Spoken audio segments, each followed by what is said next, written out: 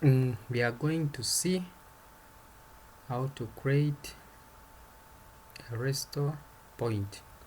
So you go to start button, then here you type create restore point, then this one opens, you open it.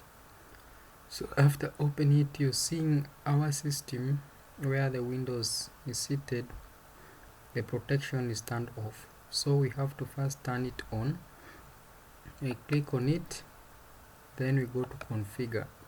So here we turn it on, then we say apply, we say okay.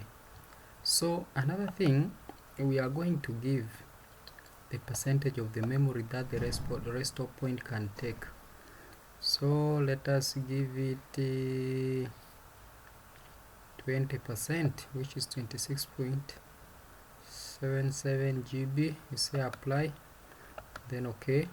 So from here, since we have turned the protection on, we go to create. So here is the name we are going to give it. I'm going to say it is called Oloya. This is my restore point. It's called Oloya, and then I click on create. So it is creating our restore point. I give it time.